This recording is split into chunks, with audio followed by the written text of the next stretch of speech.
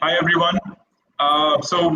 We're back after a short break. We have Ashish Mehta with us. He's the chair at Blockchain Working Group. He also works for other companies also at the same time, and he has a lot of clients outside India. What he's told me, he works in three different time zones. So I'm sure he has a lot to say about the companies that he consults. Over to you, Ashish. Thank you. Thank you, Anupam. Thank you, Manu, to the entire team at Octaloop for having me here. So let me just share my screen, and of course, I want to thank the audience also for taking time out. I'll be primarily talking about the work that I do at the Cloud Security Alliance here. So for those who don't know about the Cloud Security Alliance, it's a non-profit devoted to cybersecurity. And the thing is, we are a non-profit, global non-profit, but because we are a non-profit and we're not attached to any single vendor as such, it's completely vendor neutral. All the research that comes out, we have limited marketing budgets. So it's really great, to get opportunity to speak at events like this and share the research that we do. So once again, thank you to Manu, Anupam, and of course the entire audience for taking time out. So this is a little about me. I am a cybersecurity professional with a little over a decade of global experience, and about roughly now 4 years of experience in blockchains and distributed ledger systems. I've been quoted in technology publications like IoT Incorporated, and I've spoken at multiple events like Road to Metamorphosis. I was there at the first part one also. Then at Linux Foundation Energy event, CSA summits, Planet Blockchain, and so on and so forth. I've had the good fortune to teach blockchain courses to corporations and universities worldwide. I'm also serving as a blockchain mentor for the government of Kerala for their blockchain initiative. I've written for multiple technology industry publications as a paid blogger. I am also part of multiple technology advisory panels. So the work that I do at OWASP, IEEE, or ACT-IAC is all related to cybersecurity only. So my master's was in cryptography from Columbia University, and I have a BTech from IIT Kharagpur. I was awarded with the Rod Node Award for Cybersecurity Best Practices in 2017 at Sector Canada, and I was recently conferred with the Young Achievers Award by IIT Kharagpur, which is my alma mater. So this is a little about me. This is about the CSA blockchain working group. So we are, as I mentioned earlier, we are a global member-driven non-profit organization which builds a lot of peer-reviewed documents, research papers, training tools, webinars for access, to the global IT community. We have over 10,000 members globally, and we have multiple local chapters also in most of major IT hubs or cities. In India, we have local chapters at Mumbai, we have at Delhi, we have at Bangalore, Chennai, Kochi, and so on and so forth. We also present advice and knowledge from subject matter experts to educate our global audience in a vendor neutral setting on their experience of work with blockchain or related technologies. So, at the Cloud Security Alliance, we have 22 separate research working groups, and out of which I personally am personally involved with the blockchain working group, the quantum safe working group, and the IoT working group in multiple different capacities. So the whole blockchain working group community brings in more than 1,000+ years of man years of expertise in this space. So I'll be presenting the research that is, core sum of this 1,000+ man years of expertise here. So some of our published initiatives. So it's a non-profit. It's completely open source. You just have to go to our website and you can download all this research for free.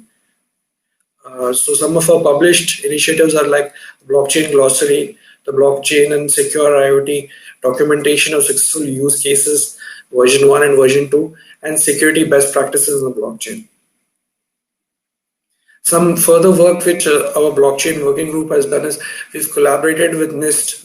NIST is the National Institute of Science and Technology in the US to develop 8202, the official blockchain standard, and 8200, which is the official IoT standard. We've collaborated with OWASP on secure medical deployment standards and multiple other standards. For those who are not familiar with OWASP, it's the Open Web Application Security Project. We have co-marketing and co-educational partnerships with companies like DTCC, IOTA Alliance, and we also collaborate with multiple universities globally for certifications. So we've had a lot of guest presentations in this blockchain space from a diverse range of companies like Microsoft, Inoji, Avaya, Blockarmor, Holochain, and so on and so forth. So currently, the initiatives which we're focusing on include the DLT cybersecurity best practices, the DLT security controls checklist for financial services. We are collaborating here with JP Morgan, DTCC, Corda Foundation, Hyperledger Foundation, DAML, and so on and so forth. The DLT attack vectors glossary and the blockchain in a healthcare document. So for those who are not familiar with DLT, I'll be using the terms interchangeably between DLT and blockchain, but DLT basically stands for distributed ledger technology. So blockchain is just one class of DLT systems. So our research focuses on the entire space. So that's why I like to use the term DLT instead of blockchain. But a lot of folks tend to use the terms interchangeably. So it's up to you basically how you pick it up. So this is something our CEO and co-founder Jim Ravis, he always talks about, not just in relation to blockchain, but also in relation to the quantum safe space. He says the speed at which technology is moving ahead today is the slowest it'll be going forward.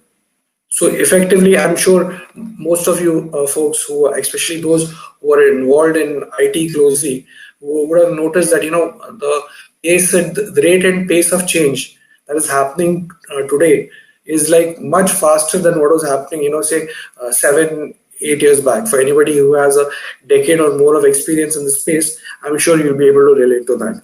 So how do you cope with it? I mean, it's not possible for working professionals who are working full time to be up to date with all the trends and all the things that's happening. I'm sure everybody tries, but because you've got full-time jobs and other responsibilities, personal and professional, it's very tough. So who do you trust when you go to for information? Do you trust what you see online on Medium or Twitter or Facebook, or do you go to somebody who has gathered all this expertise from multiple experts globally and put everything in a peer-reviewed kind of fashion? So this is where the CSA primarily comes in.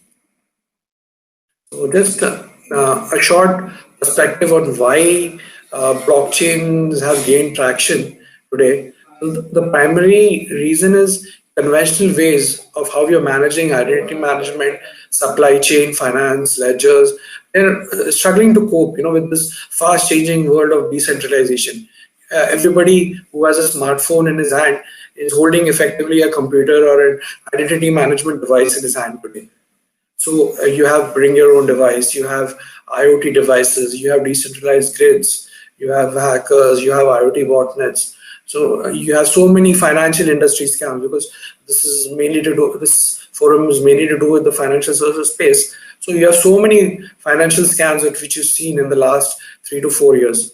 So how are you going to keep transaction and maintenance costs low, maintain robustness of your solution? It should not fail. So many banks are just failing because the technology systems, they're not able to cope with all this kind of load and this kind of differential load, let's call it, or multiple millions of users accessing the websites or their mobile apps at the same time. And plus, you want to remove the middleman from the equation, because the middleman typically it tends to take his own cut or commission, as they call it, in the entire this thing. transaction. So this is where primarily blockchains and distributed ledger systems come in. They give you this unique ability to manage multi-party transactions, issue smart contracts, store important information in an immutable and cryptographically secure manner. So these are some of the more prominent financial services systems which were affected in the recent past. These are all big brand name companies. In the last 3 years, all of them have faced some financial issue or the other related to this, either data theft, data loss, or the systems have gone down. Whether it's Visa, Mastercard, Heartland payment systems, Equifax, Swift is the global transaction system that all banking systems use worldwide.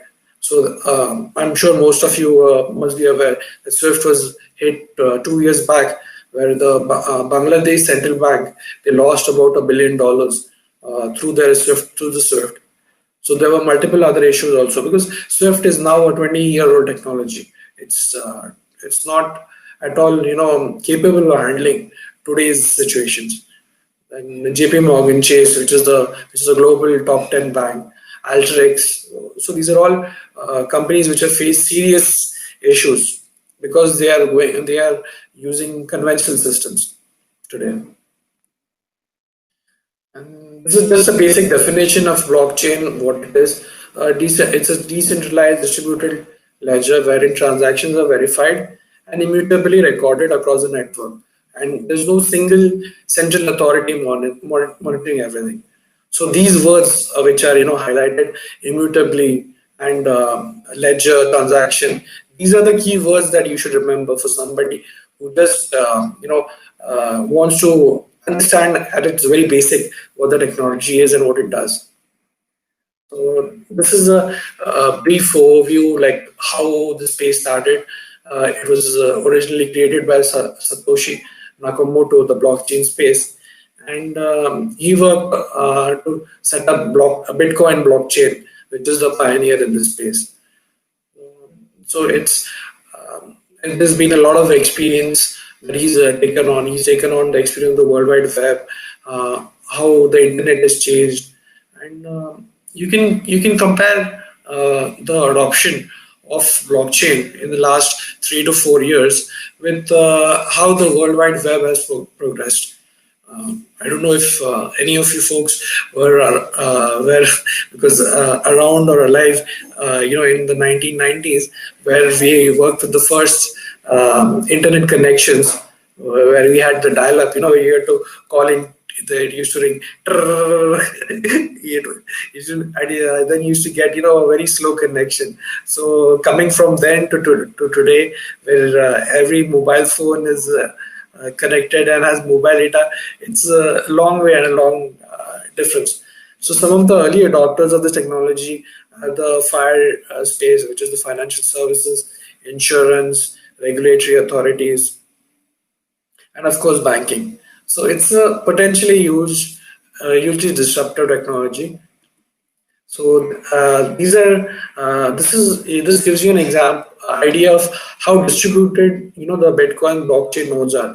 There are other cryptocurrencies also which are also distributed, but by far the most distributed is Bitcoin blockchain. So you have this is slightly dated, but you have over 15,000 active Bitcoin nodes at the moment. And as you can see, it really doesn't matter if one node goes down anywhere. It won't make any difference to the core system functioning or core architecture of the Bitcoin blockchain. And this is at its very basic a diagram which compares the conventional. On your left, you have your conventional client server system, which is in operation in most enterprises today. And so everything depends on your server here, right here in the center. If the server goes down, your clients can't do anything. But for a distributed ledger system, it's all peer-to-peer connected, where you're dependent on, you're not exactly dependent on any one party, but each node, each computer becomes your node, is effectively having a share of all the information that is stored on that network or on that blockchain. So what happens is this automatically increases robustness of each transaction. Even if a client A or a client B or client C goes down, it really doesn't matter in the overall scheme of things. There are like two different kinds of blockchains. One is you have the public blockchain, which is similar to what the Bitcoin or Ethereum cryptocurrencies are today, which anyone can rate. So the information on that is transparent and easily accessible to anybody. And you have private blockchains where participation is restricted by the owner or the founder of that blockchain. And then you have a consortium where you have something called centralized form of blockchains. The other classification is often looked at as in terms of proof of work versus proof of stake. Typically, most of the common cryptocurrencies are proof of work, and yeah, so and proof of stake are typically the less well-known cryptocurrencies and less well-known transaction blockchains in that space. So these are some of the industries where we are seeing traction, whether you have the supply chain, food provenance, contracts, voting, public records, securities, crypto assets, managing smart contracts, providing banking to the unbanked, validating anything, IoT, security, secure and synchronized transactions. Now, as I mentioned earlier, I come primarily from a cybersecurity background. So everything that I look at, any new technology, I always look at it through that angle of look at cybersecurity. So even when I started working in the space of Bitcoin, not Bitcoin, but core blockchain, I got my hands dirty with Hyperledger Fabric in 1.0. This was in 2017 and Ethereum version 1. I don't remember now, but Ethereum also sometime around the same time, 2017. So from then, we've come a long way in this space, and the development has been very rapid for anybody who has been observing the space from a core technology point of view. There have been so many upgrades since then that it's difficult for any company or any enterprise to keep up with what is the latest iteration or flavor of say Ethereum or say Hyperledger Fabric or say Bitcoin blockchain, which is the most traction and which should be used in enterprises. So some of the very common issues which where which we see in the space include throughput and scalability. Then the issue about security, because a blockchain network is not just one single network. There are multiple different components, and each component interacts with the core enterprise network in a completely unique fashion. So you have to look at cybersecurity also from that angle. Then when it comes to the adoption of nodes, can you trust a node coming from which is a public node, which could be I don't know, if let's say you're from India and you're worried whether this node is in China and who is accessing that, or let's say you're in the US and you're worried whether the node which is part of the blockchain is in North Korea or China. So those kind of issues, how do you address them? And plus, how do you address GRC, that's governance, risk and compliance standards, which are which are coming up very quickly. We've had GDPR from Europe in 2018. Since then, we've had CCPA, we've had CCRA, we've had Nevada Senate bill in the US, and now we are getting something in India, also the Data Privacy Act, most probably end of this year. So how do you satisfy all those standards, multiple governance, risk and compliance standards in the space? So as it is, people don't have much understanding or knowledge of the space. But in addition to that, now you have to satisfy all these GRC standards also, which are not there previously. So, to address those questions and those issues. We have created a lot of documents and which are available in the public forum. Plus, you also have this prediction, very prescient prediction from Gartner, which came out in 2017, that 90% of all enterprise blockchain implementations will fail within 2 years. And this actually, I can tell you with my experience, it actually happened. That not it wasn't 90%, but anywhere between 70 and 75% of all implementations in the blockchain space, they have failed. So they failed for multiple reasons, but they failed. So now, from a core, from somebody who's going to write the checks, in your IT department or in your company, ultimately it's normally the CEO or the founder or your CFO who finally signs the checks and agrees to approve a project. Without project approval, it's very difficult to get these things done, because it's not a cheap endeavor to set up a blockchain network in an enterprise. So that's why we've tried to make it easier for the audience, the global IT audience, that you have at least some guides and some checks and balances, that if you do this, there's a strong possibility that the kind of implementation you do finally will achieve some level of success. We don't want you to fail, basically. So this is the primary idea behind the first document which we created, called the DLT Attack Vectors and Weaknesses document, which lists out all the multiple vulnerabilities or attack vectors that are possible in your distributed ledger system or in your blockchain network. So in total, we've documented over 180 attacks which are technically possible. Not all of them have been hit in the been achieved in practical cases, but a good majority of them have already been achieved. I mean, people have hit blockchains, whether it's Bitcoin or Ethereum or the IOTA Alliance or multiple other blockchains. They've actually hit them and taken advantage of these vulnerabilities. So we've had these are some of the more common ones that I've listed, but you can see the full list in our document. It's available on GitHub also.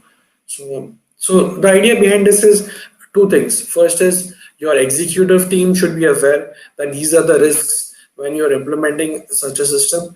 The second is your cyber security team in-house should also be aware to look for these issues and these vulnerabilities.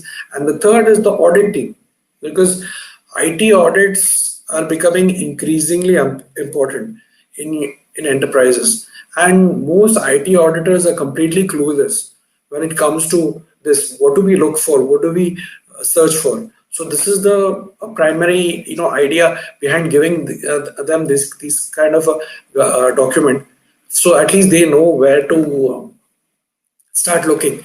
What are the issues that they have to look at? And plus, we've also created a list of security resources and tools which document everything. Again, is open source, as I mentioned earlier. So we have created a list of security incidents which are available on GitHub, then research papers, blogs, Twitter and Medium feeds, ebooks, etc. And of course, tools related to Ethereum and Hyperledger. From a security perspective, from an audit perspective, from a core implementation perspective. So all of this is peer reviewed. So you can you can blindly, I would say, trust the kind of information that is there. We've had close to 250 odd members globally working on these documents and publishing them. So that trust factor is there. I mean, I always try to look at it from a developer perspective. A developer, when he's stuck somewhere, what does he do? Typically, he goes on Google and searches, or he goes on Stack Overflow, or the third place he looks at is GitHub, right? So, but not all of this is trustworthy or concise. So we have tried to bring everything under the Cloud Security Alliance umbrella and make sure that it is all well structured and well thought out for consumers out there. And this is another document which we have published, two actually. So this was the reason, why we got a lot of inquiries from industry, that right now there is no guide for us to tell, like, can my industry implement the blockchain or a distributed ledger system successfully, and what are the advantages, what are the pluses, minuses. I mean, I could always go to a vendor, like, I don't want to name anybody, but you guys are all familiar with the big vendors out there, and ask them, and they will give you a list, but they are obviously biased in the way they think, because they are ultimately trying to push their solution. In our case, we are not trying to push anything. So we've had the opportunity to interview 20 plus companies who had successful use cases, and across multiple sectors. So I'll be sharing the finance and insurance use cases here. But if you would like to see some of the other use cases also, please go online and check them out. So there's no, as I mentioned earlier, everything is open source. So yeah, so the thing is, we want to make it easier for industry professionals to learn from the experiences and mistakes of previous success and what all, because when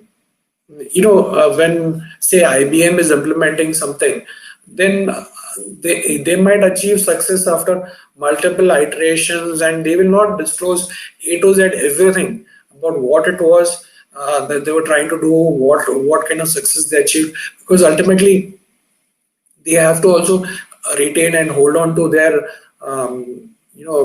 skill set or USP. That this is, because if they disclose everything openly, then then why should anybody go with IBM? You can always go with somebody who offers you a much lower cost solution. Right. So this is a basic classifications list where we have six. We've classified them in 6 levels, depending on the level of deployment. From just UCL 1 is use case list, use case level 1, which is just on a concept stage. Use case level 2 is proof of concept. Use case level 3 is a prototype, and all the way up till use case level 6, which is in production today. So typically, when you're looking for implementations in your industry, you should always look for something which is either use case level 4 or 5, because it should be either in pilot stage, means there is at least something happening where it's interfacing with some of the core enterprise components, or it is in pilot production where the enterprise is seeing some use and some benefit of the system. If it's in use case level 6, that is ideal, but pardon me, as of now we haven't seen many implementations in this space. So the first example use case I would like to share is the cross-border payments from Ripple. So Ripple, as you all know very well, is a very prominent cryptocurrency today, and they've had a lot of traction. So they've been working on this core pilot for 7 years now, roughly 6 to 7 years now, and it's crossed the pilot production stage, I know for sure. And they're working with multiple banks, and they're seeing tremendous traction. So especially when it comes to the whole aspect of real-time cross-border settlements, and plus holding very small amount of what do you call it? Very small amount of I'm not getting the word exactly right now, but you have to hold on to a small amount of fund till the settlement, cross-border payment is achieved fully. So what happens is over time that adds up, and reserve ratio. Yeah, that's the word. So you end up holding on to a lot of cash reserves for that primary reason, to complete the transaction. So with Ripple transactions, they've been able to achieve that. If you can see in this chart, these are some of the key features and key performance indicators They've been able to save money by 50% on every transaction. They've been able to reduce the time of transfer. They've been able to make sure auditing is perfect and everything is very well taken care of. And so we've given you the entire list in one nice, easy, handy chart where you can see everything, and then you can make your own decision. So this was the first one from Ripple. This is the second one from Stellar. Stellar is another a very prominent blockchain. Now again, Stellar is also in use case level 5 now, which is pilot production, which is more or less private production, and they've also seen very good traction in this space. Similar advantages they've seen, like we've seen a 50% reduction in cost saving, as well as the speed of your transfer has gone up dramatically to 3 to 5 seconds. So, so we've covered everything here. So you don't, I mean, we've tried to make it as easy as possible. It is for you. I mean, you can the kind of cloud system to use. Is there a benefit for you? Yeah, because you see, ultimately, I keep going back to my background, which is cybersecurity and core development perspective.